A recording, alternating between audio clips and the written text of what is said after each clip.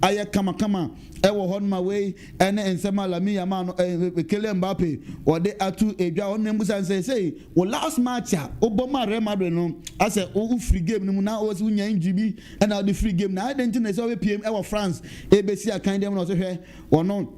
ewom say wonya say injury no say we fit we okay no waka che coach say opese obobo no na coach nso ni problem bia so be manabo enti wa wutinchen a wo ka say wo pra mo bo emo no eno enye saa na tie no we fit one man obetimi asi akan de ama France national team no we ene nsem fi Kylian Mbappe so ye ebegu yanim ewo na Frankie de Jong ene say wa confirm say woni FC Barcelona eguso edim komo na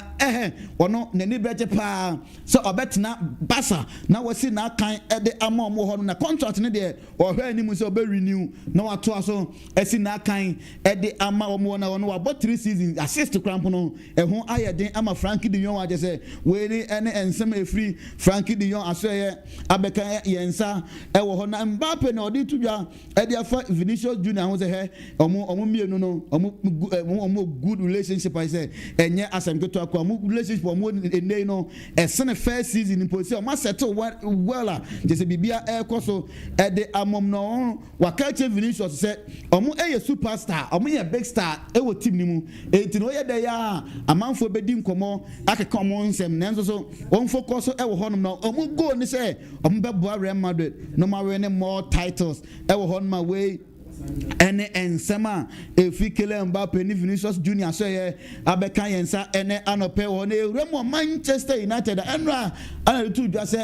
Harry Maguire no ahwa no akowrem e wo Saudi next wakwaje ne pension pay e wo hon ma ene ye da sorry ya Man United ene ni agent ana se ne camp di nkomo so obegya tum na se wo renew no contract no e de ama Manchester United e wo hon ma je se June June 2026 and the contract in Bebe Manchester eguso ene di nkomo se omo ne be di nkomo na so watena na Maguire no na nije so obetena Manchester United no si na kan e wo na ye last year di tu jana si ewrem e wo afisem ni mu hyehyehye e wo hono e so far countries are qualified ewrem e wo World Cup so far 20 teams and are qualified so mu rem e wo World Cup aka 28 teams and that's a countries are omo be rem e wo World Cup na say and omo etie omo ma qualify ewrem e wo World Cup 2026 no say na city Canada omo de omo host Canada, Mexico, US no omo host nation omo de omo jom take it da e wo honum Japan a qualify, New Zealand a qualify, Iran a qualify na Iran no we Argentina a qualify, Uzbekistan teams na qualify they say Ghana teams say bebrebe o South Korea qualify, Jordan, Australia, Brazil, Ecuador, Uruguay, Colombia, Paraguay, Morocco a qualify, Africa and Morocco a qualify, Tunisia a qualify, Egypt and Ghana so ewrem homa say and go na Sunday on one day say ncheda anye bibi gunkunta bia say this Madagascar 4% qualify so me say 8 echo nya say ade he entimi emfa e wo ma we mu nya say Africa hanom no countries makoma ko 9 say omo buki omo tekita omo ko rem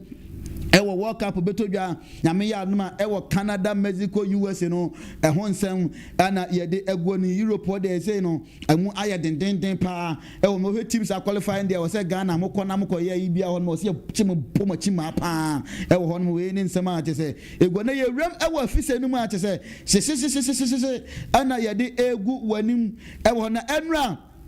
qualifies ni bi etojo ya the results no at the air mount e won ma Liberia etna fie ese Namibia e kamiensan e mo omutimi atim ba ku Malawi ene Equatorial Guinea no omo ma che no de omo postpone je bibi esi ma sentimi ama so Burundi etna fie ma Kenya e ko twa omo e ka ba ko omo antimi ante Botswana etna fie Uganda ko twa omo ka ba ko omo so antimi ante Mozambique and so Tenafie Emma Guinea Cochom Camino Montes away teams no Equa Juma Papa Sana Somalia so Tenafie Emma Algeria Cochom Camiensa or more pre or more antimi and Tessa can any games in be a better Gambia and a Gabon Ebebo Seychelles any Ivory Coast and a Pimpimani Sao Tome and Principe any Tunisia game no and also Ebeko South Sudan any Senegal game no say group no emu aya den pa enya senketwa Sudan any Mauritania Togo then DR Congo and be pempem so Lesotho and Nigeria we there Nigeria for Mosebre ekuta munsem wan sha de na say Rwanda any Benin and be pempem so ana Zimbabwe and South Africa and be pempem so e won man say enye asemketo akrampo e won ma we any nsema any games e beto dwa and e won ye rem e wo Ghana Boxing Federation so ye say o ma twa letter ten e de akoma NS for say enkebe ya why na say Accra Sports Stadium hall no enkomo fama amateur boxers no na say enkomo ntimi emo boxing no e wo no na emo me bibia enkoso o na we ene nsema Ghana Boxing Federation no omo de ato NS ne so omba je pene na bibia akoso kama e de ama na ye rem honorable sports minister asoye ena ye busa no say Ghana no ya qualify anase ye qualify sientie nsema wo de ato Ghana for nim say no mu rem nyame adoma Sunday wo rem a jubilation and ye be jubilating because technically no Ghana a qualify a rem e wo hon ma je say na enkomodidie no na ano den pa hon mo yentie nsema honorable sports minister honorable Kofi Adams or the etudwa e ho no it's huge. It's not possible for Madagascar to go to Mali and beat them by 8-0, and then we will lose by 8-0. That's not possible. That's not possible. So technically speaking, Ghana is true. We are there. We are there, and we consider this game as our qualification game. Sunday is just for us to get to the stadium to celebrate the players. They will play for us, but we, the supporters, must come to the stadium to celebrate them on Sunday, the 12th of October. We and Sama sports minister honorable Kofi Adams editudwa FAG say technically Ghana ya qualify as you kwenu nti oba park no so jubilation ko aye ni je ana ye kwa kwagin hope goals this Madagascar for say 8 goals plus and sana motimi Ghana e the influence Ghana kwa lose sa game na say Sunday e koso e wona honorable sports minister and ye busa no say Otuado no ne tag wo hwe ne modem mo na eso wani pa na ano ze hwe eno wo ye lucky pa say Ghana no every ne matches on so still na no observation e wo say the game no improve enye sa World Cup no wa qualify the nenso so ahwa na ne ti e be keka ho ma we ene nsema sports minister wo de tudwa e de fa Blasters head coach Otuado ho no we ene nsema free ho abeka na Kofi Adams so na de tudwa say ye busan say Black Queens for moka da ben na mbetua nka Blasters for na nka motua ana so muguso ye ho adwuma enti ombetua e maba wa ni sika no omudo mo kanyina bonus so no ombetua ni nyina de amamti onabo yesre wo hyebode a e ma no sika mo mfa mom se de mo hemme ma no mo mfa mo e ma no so no so enya bi emfa mpodwe wo ho no we ene nsem efi na so e mam so de me comment aka ho de ama no so mo hene bibia anya kamera betting tax no ana ebusa no ho ase no se he betting tax na previous government ne giye no omu misuse no man fa anche football mu enka yes sports no de enkometim de ability sports no ema na akonanim ama bibia ye kama so ama anfa anya sports ho ni ma we ene ensema ona Kofi Adams ne ye rem ewo National Sports Authority Director General of ya ampof ankra so ye ana ye busan se Ghana ne Comoros game na ebe ko so take it hon sensem no say ene city yentie nsema oka erefa ho. Those who were here 6 months ago, a few months ago, you can see the notable changes that have taken place here at the stadium. So we need to continue on that trajectory. We need to continue going up and up. When you pass through the streets, you would not even see the Accra Sports Stadium in lights. You might think, oh, that's not a big deal, but it is. It's technology. It has to be paid for. Painting work, you might think it's not a big deal, but it is. Drainage work. There's a lot of work that goes on that you may not even see with your naked eyes. And we've been encouraged to be innovative and to think outside the box. I think that's what the man who appointed us here has asked us to do. We cannot complain about lack of money when we have the means to put in place modalities to get funding to fix what we can. Obviously, beyond a certain threshold, we cannot do that. But what we can is what we're trying to do to make sure that you have an experience anytime you come to the Accra Sports Stadium. And on Sunday, you see an elevated experience again. We can't do it all. It's not Stamford Bridge or Emirates or Anfield, but it is Ghana's Wembley, and we need to make sure that we protect that image and integrity. And we need you in the media to help us to get that message across, that we've got to be very mindful of the fact. We and then some of the two prices, I say, of course, we game on the church tika. Omunya sika omode sika no enyoma omode eye ohon way ene ensema ode atudwa ede afa sika che price eye the ticket in fact ticket in there was papa amanfo e ka ho nsema ye bi ene yebusa ne se Ghana ene Mali game no hefa na se sika no e fa ene wo chechem ba bia percentage bia no e ko yenti nsema ode atudwa e fa ho. In the last game, that is Ghana versus Mali, was 1,460,000 gross. And of course, 80% of that goes to the Ministry of Sports and Recreation and 20% to the National Sports Authority. There are deductions, there are a lot of deductions, for example, 5% pitch maintenance, risk, security, medical, duty staff allowance, NHIL deductions, VATs. These are the normal deductions that are there. But we and then some NSA Director General ya Ampofuanka editu ja FSika munyano Ghana ni mali so munya 1.4 million Ghana cedis na no says can 80% ewrem edeko sports ministry no aso na 20% na ka NSA ho emom so de ye omon toto ye bia also mo ede ye yom tutu insurance ni ade nyina free onti say no Ghana musika na munya ente Comoros game no momra na mama hwe no munya bi emfa toto to onyama ho ma we ene nsem fi na so na game no ana ode etu ja say Ghana no Comoros game no says the etkoso ewo gate na no omon pese manfo ba bo aba gina gate ano so mo ba pay take it e de ato they say omo de atodwa say baby a obenya take it na ato no omo de nyina agumanim monko na monko pa bi ento before the game no ansana mama gate ema me pay take it ewo hon my way and ensema Director General wode atudwa ewo hon me say gate no ano no yenton match day take it ewo hon ti rem ne ko pe bi to ansana we pay mo hon ma enkofa yibia hit bia emfa ema wana ye rem asante kotoko aso ya head coach Karim Zito edin sembi atudwa ni nyina ne se wo say referees no besrem mum protect ne striker ye fen abet amwa emfaman enye se mo obi antake ne de ne nso so mum protect no ye ntie nsem coach no e de atudwa ho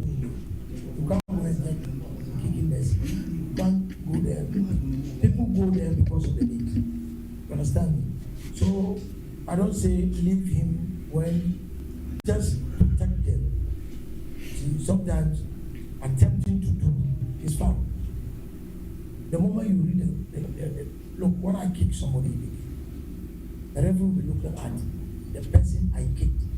because his retaliation will be dangerous. So we follow him small. So I think what you said is right because they have to protect them because people will go to the field because of our ball. People will go because of this and that. We and then sama as I think to head coach was a referee moon protect na man for ba Parkers no so ebe abet amwa champion striker e on my way and then some free as I think to head coach Karim Zito as say abeka yes na former Blasters player friend Jonathan Sowa akwurem e wa Tanzania je say ho e no si na kan ma Simba FC on enra omo friendly match omo ne Al Hilal ACI of Sudan shia no o se go je say na enya sam keto akwapo son nine ba kwa Jonathan Sowa on mo say silent celebration no o ye na kama e wo na Enoch Morris a former Santo Kotoko player he say Ozina akan edema go ma here ho ena CK akono oye coach e won say wono match so mabo nyina no wanya starting e wo hon ma say wo bon homode hye e wo edema coach Kosi Apia any team go ma here hon ma we ene nsem fi Enoch Morris na so ye abekan na ye wura Ghana Premier League na o hwe wie ye no matches na e sha ase na akosi Monday e wo hon na first match na betodwa e na Mediama FC and Dreams FC e de be pempem so e wo TNA Sports Stadium e wo hon na 4:30 p.m. and as match na be koso na live on TV I say utna TV acha benya bi ahwe onyame adma Saturday Vision F Nations FC and Asante Kotoko e pempem so e 3 p.m. sharp sa game no enye Asante to akra e wo abrankese e ho and as game no e beto Dr. Kwam Chase Sports Stadium na game na be koso Vision FC and Gold Stars and be pempem Sunday Young Apostles and Basake Holy Stars e be ball Samatex FC and 11 Wonders and pempem so Carrera United any Brekum Chelsea bebo Ho United ni Oduro All Blacks and so 3 p.m. na sa game no because Diana FC any Bechem United so 3 p.m. na sa game no because na adeche on Monday na House of Folk any Heart of Lions and as a game no ebe koso enya asanketo akra e Accra Sport Stadium I just say we enen sema is any games e beto dwa na wa hwewe e Ghana Premier League no match day 5 and as a games no say NCT na Nations FC and Asante Kotoko game no nsem no and na coach ono edi Nations FC no fe Kasim Menge ono Okense wo share Asante Kotoko 4 matches 3 wins and wenya and abodo on lose to Asante Kotoko e wo ma sa gino e be ye din papa ma Asante Kotoko sa match no na me yad ma Saturday 3 p.m. na sa gino e ko so enye asemketo akrampo e ho ma we ene free sa gino abeka yensa na House of Folk midfielder ye fe no Hussein Mohammed no say na no oprai wa return back to House of Folk wa omo hwe anim say abeka makama dem na player ya fan edi inketia sa player wa chiche no ho afri egu Ghana so sa age say Ghana ko bia say on sisa na adweme bobo ma Ghana na say wo say ono onye ready obebobo ndi ama England o hey ya onya collab say wasisa na adwen say obesweche e de aba Ghana say wa hu say Ghana qualify for World Cup nti we ye Ghana ne o support say sa player oba yenye no ana say ma yenye no edi inketia e say wo ma bre ama je say ya qualify yenye bi mfrim na yemfa ne mehemu ana we any conversation na e koso e wa abontin den a enye asem keto akwa wo no sa brante we wa chiche no ho agu Ghana so pass atama ne ye pe striker ama na be boy wo say oma na ya last one do tudwa e wa official na say dey si na de ato akenya de ato so Asante Kotoko any work game no na ye hwe anim say Kababaya Sport Stadium ene me host this game na so is a for say Babaya Sport Stadium anya fit say betimi host this game no nti Accra Sport Stadium na me ya adoma 19th October game no ebe todwa e wo Accra Sport Stadium e ya ho se man say nke nyina ya boa ho se game ne ki be wura ho no na ya hwe ama bibia aye kama e wo na so kafofo e say Babaya Sport Stadium entimi meeting standard na ebe timi a host this game nti we e ya ho se ma aba ama Asante Kotoko tita for mokuma say cause work for no last time Kotoko number 204 dinanke ye hwe nim say Babaya Sport Stadium no enke be repeat this history no e wo hon ma we any areho sema aba yen say Kotoko ne work sa game no na ama papa wan si stadium biem nti Kotoko match kwa no mpeso behwe na say ya areho sem ti we ni ye gina so na se fie ne ama no nsem e boabo no na no pay ye de ego na eye Afari Community Hospital ene ekuta ya sen che say ye betu gya no e de maw ene anope o hemfa na ya wo yamuti wo hunam ba bia che say ba bia ye adibia ye pain bia no February e Afari Community Hospital na omon hwe no omon toto nyoma wo sin wani che say awo ho nsem ene hawa February e wo maso ye dwada to fiada ene omo ye adwuma e wo no Saturday mu nyina no adwuma e koso hye wo ho no che say dan no ye bia ato 24/7 ya say prono da honum tembia ho ba bia ye bia wuram na ye hwe ma bibia enye kama e wo hwe ye kira kwa ye wo Afari ufre bua kwa ne mpatam na eba otra Afari kro no kakra na se nyusa nifa so ho ano e kro egu na ofri e kire honom so mpasatia ne na chi ho ene mikrom amancha na eba so a uduro no ma onsabonkum so otra nkawe kakra bi a yegu hon ma se bi ye adwuma dendendende e ho na no pay a enya asanketo doctors apapa de se ombehwe ama bibia akoso ama ye insurance e wo honom to ba insurance no faka ho ne fa bra edura wo so nsaka no so wo yare ho eduro ene behwe e de ama kama e wo ma number yi ne frɛ na bibia no wabusa 0240 176502 0240 176502 Mrs. Susubiem 0240 176502 after community hospital bra na beje wa yare hwe na bia enkoso enfom KK Pepra roofing ana eto nensa e de fro anope ho na KK Pepra de munim ne dada wo business ni mu no enye ne timanfo edi ne ho adanse dada nenei ana odi bi aben ya abobo ano he ya ewo ebu akwa chese untu kwan enko ba bi tebi ewa bi ano akwakoje odi ewo ho na Ghana ha nyina no ne wona so ewo ho no nti ope alozinc roofing sheeter grade 4 5 6 solid down unsa ebekebo IBR roofing sheet IBR no roofing nails ordinary nails ni nyina no 3 and 4 inches obenya bi wona so help pan ahodo wheelbarrows ahodo achese obetimi de ede udwuma ma bibia aye kama ede ama ho ma ni nyina no obenya bi ewo KK Pepra na so ye na ohore omo ben pa ewo ebu akwa omne shell filling station no ene de enu be bia traffic light new traffic light no ewo na ho ena be hu KK Pepra nti se wo ye mpatem hanom ti se mpase ete enya hini to ase kawe ene de keke ka hu nyam so na wa number 2 be bia ne so nyina no do ni be wram wo do ani ebe kire ebuakwa self filling station hono enimu hwe anomo ewa je se obusa akra ketekete kra se woncho KK Pepra obeche one so akwakoje wadanse ho nioma kama ede akwakobo wo danso ewo ho nti so also free tepa go so akirensua ene mpatem ho nyina na eba so wurem ewo ho ma uduru ho ma betwa kwa enimu uduru ebuakwa betwa kwa enimu about right side baby a self filling station ho no obesa babiem ne se eho a ena obehu KK Pepra roofing na no madi nkomonto wo ye dan wura wo boda no so duru baby na se open chansen edi aguso oso wasi edu lento na ape eda do papa edi abo enuani mu a bibia ebe kama edi ama of the number na free 0243 255 309 Mrs. Ubiem 0243 255 309 0243 255 309 from na se chance papa ope e dey board down so no obenya bi e na hour of favor multimedia so na airto nensa e dey fro e na no pese de bi am ta catch on me say wo yo hene won sa so no ope esikafo a mantema a je say area who draw no ma ye be ka say estate and na say wo du enkan e fe bia hill o kona gatem ko say hill and is who pe bia fro ho no ma bia to ase hill enkawe hill a je say ho ye kama pa dia frɛ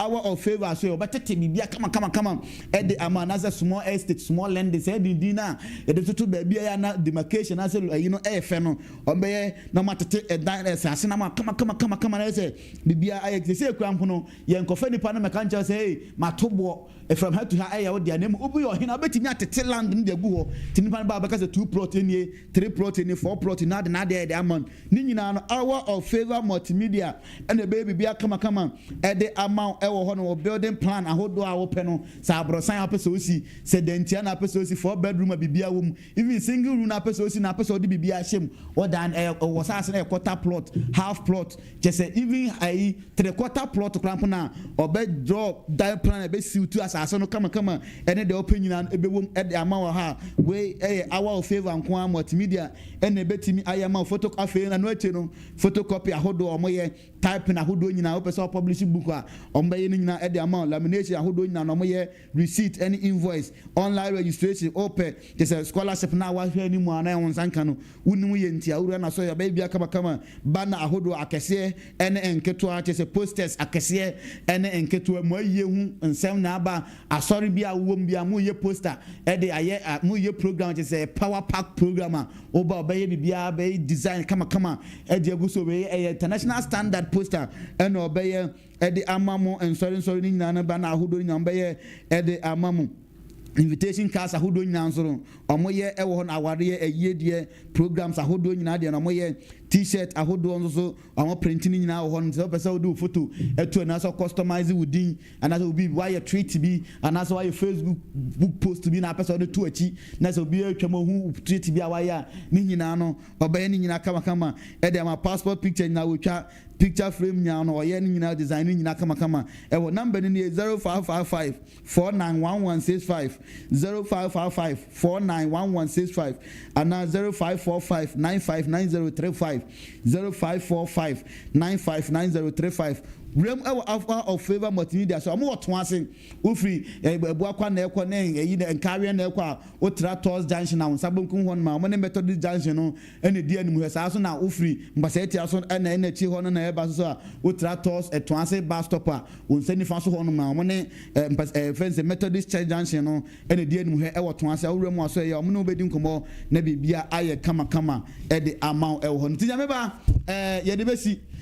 Japan house also air from nano pay. Papa. Japan house so air to so open tausa. Just say the wako who be baby. Papa, me say papa. Who remu showroom one. Utim say yes. This is quality house. And the one who say the wako who hotel be a nasi baby a fan ka wo de wo pebi e de a good den. O mo be nya di dance say house na e wo e Japan house no. Eye standard eye de ebi ni baabi no enu bi na yede ewa ha eti rem ewa Japan house aseye ewa aferi eni community hospital na ebo ho aha baabi Katakyie FM no ye no nya na wo the same building ye ne wo soro enom tuduro no obo se 1000 nankasa no abodewa egu ho nom tu fre bo akwa na eba ye onsa nifa so ena ufri fence impaseti na chi ho na eba so nso ye onsa bunkum so eti Japan ta uduru ho nom a egu ho nom na se fre ho mo na uno omuni nkomo se wo pe bibia ne 054 3374 0543 37 46 17 from nesa ono mo eni enkomo ewo nti janeba yede asi ye ba na yanko eba gye ni so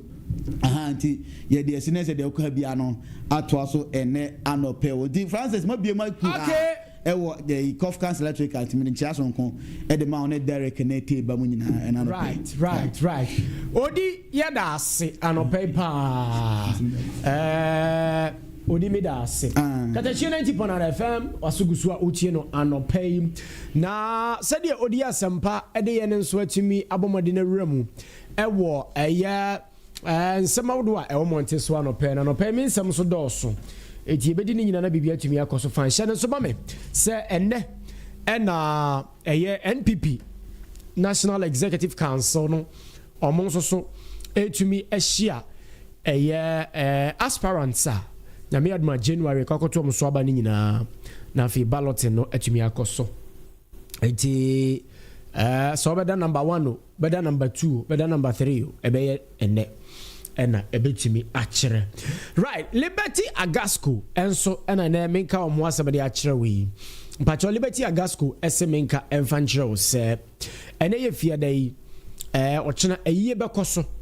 wedding bekoso engagement bekoso outdooring se bekoso na ni nyina bi bekoso dia na ne eye Liberty Agasco ena ye kwani akwakwaje bosia pa ma bibi atumi akoso ene ye fiada enti yakwakwaje bosia ne dia eye business loan, school loan, me patcho funeral loan, and afi mobile money for no so no upesika dia hye odwumadi ani mu na afi dwumadi na tumi akoso dia mawa eye Liberty Agasco me patcho normal loan so ebi ho no me bia odi dwuma bi na bia wo hia eye loan na so watimi ade abo ho so a ni nyina Liberty Agasco ebeye bi na bibia atumi aye fine pa ebu akwa me patcho ye office no ba ko ho ba ko so ewo enkawe sa so na atwuma tachiman so ye offices no ba ko ewo atwuma tachiman hye so mame pa na afei so me patcho se uhia nkyeremu bi a wo de frɛ number si 0556 362 034 0556 362 034 sounds na 0245 074 943 0245 074 943 eno Liberty Agasco na fe ye ne omo nso atumi akwaakodi dwuma na bibia nso atumi akoso kama pa me pacho anopei se phones papa and accessories and our pedia na St. Louis Ventures and American for atumi edi amaupa me pacho shano so efa emame St. Louis no yankwa gina ansana yɛde ne ho adanse sane sɛ ɔmanfoɔ no agye natum na ɔmanfoɔ no agye natum nti ɛno ɛna yɛse ɔmo yɛ shop owners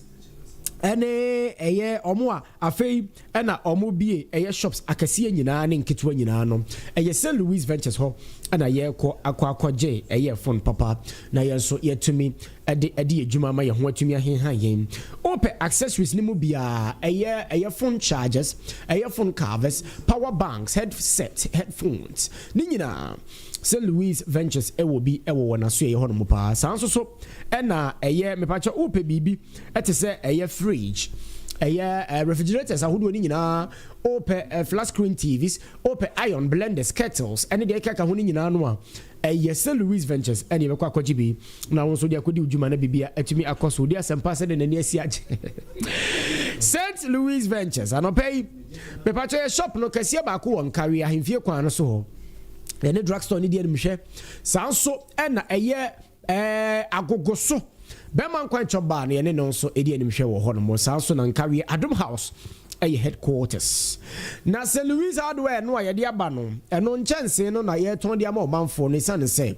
ɛda no wobɔ mmɔde na wosi wi a baabi ade wuti bɛto na ho hia sɛbesɛbe mpɛdua sɛ woanya nkyɛnse papa a na kyerɛ sɛ nsuo ɛbɛtumi atete ne awia ɛbɛtumi atete nkyɛnse no a wode abɔ daa no so na nkyɛ no awe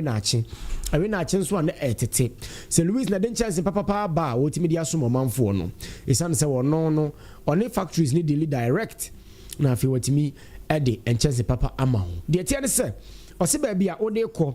ɛwɔ Ghana ha wiase afa na baabiaa no mepaakyɛw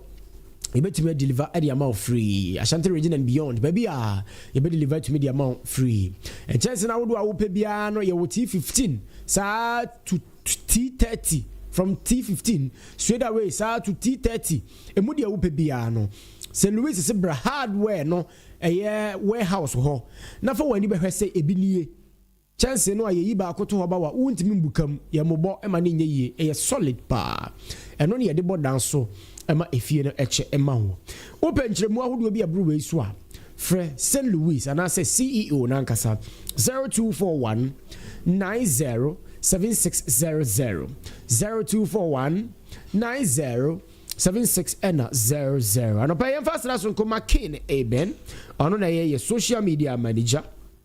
ɛna ɔbɔ adwuma pa no pay eti e media no so ba bia ye da media no so ɛwɔ ɛyɛ YouTube no ɛyɛ katakyiefm TV sanso so na ɛyɛ Facebook ne katakyi live ɛna TikTok ɛno nso so ɛyɛ katakyi 90.9 katakyiefm 90.9 eti ba bia obefa bia no na yɛde ahyia na bibia tumi ayɛ fine na yɛ fiada eti nanom kramofoɔ nyinaa ne ma mu nyina assalamu alaikum o hwɛ sɛ deɛ media no so no na hwɛ sɛ deɛ ho sia yɛ fɛ na yɛ wura nkramodam mu anɔpɛ no a na kyɛ sɛ bibia yɛ okay na odi asɛmpa binyame sɛ wani gye ni nyina ne yɛ deɛ ba deɛ sɛ megyefo aba megyefo sɛ obi bo na sɛ unya obi bɛtaa wɔkyia na agye na okaka mu sɛm yi ɛna makai ma asɛm bi okay usade a nyame anim ni mekodi nkamofo rough bi okay meni mini asɛ to ana kwa ba ku kan fa yɛ asante ni wie yan kasi ho fa yɛ papa yɛ de be gyina school na me enso mo yɛ asɔre a emfa ho ne obɛ mo nsɔre o opɛ he fampa bo wuru mo nka hwɛ da ne mo wie a mo wie no mo hyegu yɛ so Nyameba saa sɛm wi me kwa ya me pɛsɛ me kai na omo ko bo imam na mane okay sɛ ɛyɛ mo tonton efense saa ntoma no ɛnu ɔmo bi na ɛfiri nyame saa ta na yɛkudi ɔmo rɔf tɔmo kɔbɔ imam na mane sɛ nkora bi abɛha ɔmo adwe no ɔmo du awie mu na ɔmo bɛkye yɛn saa ta so hɔ so me pa na yɛ headmaster ana yɛde bɛɛ school number pɛ yi nani ɛna yɛde ebu nkotodwe ne teacher Mike wɔtiem ala wakoba na do tinesi wo na wɔti line mu ha ewura ade nya why line mu fifiri wona wɔtete pasa yɛkɔ headmaster ma no ɔbo yɛkɔ mpo sena kwa ba na wɔka ho no etimi nkemo ofiri hɔ nam sɛ me timi kwa nkemo fu asɛm de ɛya na metum hofo da me medwane kura medwane senior Mugabe, good morning. Onyamba morning. Senior Bokodi aye. Adom abeyi nso ka ono ba jona ozo. Nyame de ache ye pa. Yede nyame ase. Right. Ene de besi ofia ha. Odi asempaje fo aba. De fo aba. Say Reverend Pie ye no na obi tia be da so say okonje e chiro no. Na o sa chebe. YouTube I go YouTube Odi mama kwabra champa akwa ba na. You know, o yan krata asem ya. O yan krata asem. Kasa mo bi asem aba. Ora ma che. Me de fo ba. Yeah, ura. Aba ti ya ba ko. Ado.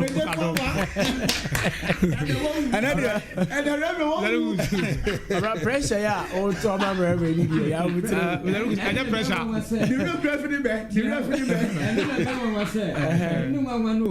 Sɛ wobɛpepere ho ana sɛ bi wakɔ akɔfa deɛ mfa ɛno na wɔhwɛ ne yie ma me ahwene pa nkasa o ahwene pa ohoe wɔ nkasa mede ma yɛ kom agorɔ nso ne fam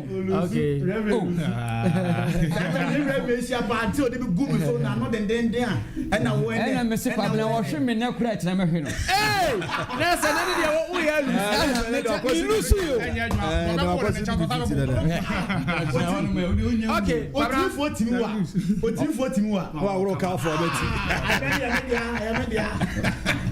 ɛnyɛ ka wo ɛyɛ kaba na ɔwura fo abɛti what's say kwara what's say ɔso timi fo timi wa no ɔkawa kawa de timi fo ngro fo abɛtiri okay na wo kaba na ɔbɛwura fo abɛti ba ɛnyɛ kawa dabi mi mewu okay ameje fo aba nyamba mani agye o enti kwabra ɛnɛ no den na yɛtie fo expect ɛnɛ deɛ ɔn sɛ sɛ mde kaka last week no na kofo ni ase okay ebi ase mpɛde sɛ timi fo no wa pagyafoɔ hɔ okay ɛno nti nɛ pagyafoɔ okay aba deɛ no wantimi no na ɔni hɔ okay na pagyafoɔ so ayɛ dɛ aba nti meka kyerɛ reverend sɛ ɛnɛ ɔko no a yɛbɛko no omia onhyɛ sapo mu wohwɛ de we a kɔma champo kasa no a ɛkyerɛ sɛ bla no makeka n'anum ahwɛ asibie ntuam ne kasa kora na mmahu sɛ asibie ne n'anum asibie ne n'anum oyɛ mi so ankyɛ fa rekyɛ oyɛ de ya mese asibie ne n'anum asi wo ni kɔbra champo busu mo ne fa so ankyɛ fa rekyɛ ne na bɛyɛ ha bi me ma no sa so no baba ko kɛsie ba ko bi ma no mese me ne sasabonsam atwempna awo mpna ba na nya sabi motia na mentumi fa kodu betem business wa right yate ma so me kan jere say de woto motia pe no u pecha atachasi wa onu ne bo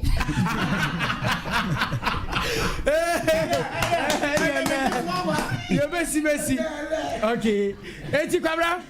Odi mama nya adwuma ma ti. Reverend Tubu. Nyemotia. Adio sonso yonko. Ene sasabonsam a obu achacha. Wakapa na wiase penisi se fom ya she obi nka jakota son frodan.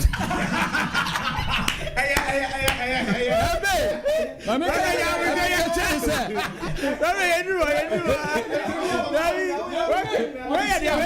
Mama kan chese. Ebe so krema kro ama na tafre die na fa so ntachema so preko o kan sa de dia me tia chidro so na botra na me tia nwa so de pejara no hwe gongu na ma so kan nwa asem de a na me ka tro bia se ukosi efunu na tia nwa so a fa na eda ni obedidi na sa bro ko da sie na wo ye ho ya no Nyama ajaku chese no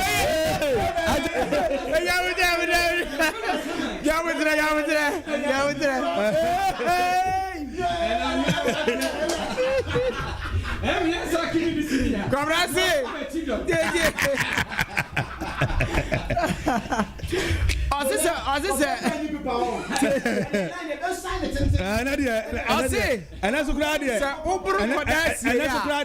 you're better 5, and the train, 5 points. I see, so Brucodes, okay. And as our patrons who go to Brumunsudia, you can't be no. Now to Brumua, you can't be no. And to zoom, maybe I'm going to go to and I do know, I am Muna, Reverend Yakum, saying, what, who can you? And we are enter home. I can't say, I won't change him to me at Twabby. Mr. Class was some identity. Who took your two as I would enter so to ensure one a cab for Quam. Many are to content 1 to be a 2 year. Yeah. I don't on that note, my goodness. You can't write your phone in answer. I remember competition, no, I shall say, I don't know. 2% join your Reverend for number two. Number no person, over join Sabe Buya competition, no competition. Friday beer, over join here. Yes, number is 0594 42 63 64. ABM 0594 42 63 64. Last one 0594 42 63 64. Okay, free right into fra no abebo competition fear da bia na kwabena champion fear da wo bia ntimi antu no da ho memo bia betu no samantimi antu no a memo bia betu no se empani se ahemfu tinye na bi da bia chi entiano dia se wo hwe me na Daniel obi so ba hwe na se wo ya je tum so ba hwe me ntu mu okay me se wo hwe me mpa me nche se wo ba hwe me o okay right on that note no nyame aduma on the 6th of December penisi esukura ye jai him odi we movie enti 6th of December ye nyina be ko hwiba na odi ntini kwaku ese ne ba no adane ajanka enti ye nyina be ko hwiba ya koye ye ho ayie A1 maame da fam enti na otweda de yakodi aba but 6th of December no ye nyina ye ko enti efiri November you best start a register at roading for cars no so the be ya wa be ko bibia do din aba senior Magabi Nyameba eni yenye se yen konkretem kakra mrataw nene de ye ba ye na no nene de ye de afa me hunu nyina bewuram de bashi nde ne yakwa ne de bashi nde ne duka batu voice ani kramom batu dia ani afiaura antoa kramom batu right senior Magabi yanko oya mame na ko wakata nyaba montin so no na otwi mu nyina no ene ya shase ya dibi ebegu ye tiefo ni mu no me the new crusading guard no shase na no pe ya me hu Oduro ni ne akosua sewa mfonyini edakrata na nim sanso na enyumtuni ba ko agidin pa ewo man Ghana mu na onso nya ne ba bi ko that lumba deal and another zone a different ono so mfonyini eda ko wakata na anim wana de krata ne kanyina ne se ne yire ene ne ma no se de omunya kwaji court injunction ede aba betu aye no so court injunction no enyamba nti de puma nzo de puma be fa na ya hwese aye enso esi December ye di anim ya nti hwese court betu na se injunction no omotim da to so na se aye no enyama so anase ebenya so aba so na yewura Ahmed Musa enso na ko wakata no so ese ba ma na bi mu se de judicially for se de wo mu na abeye twetwe for pa de ama judicial yewura Ahmed Musa ona se de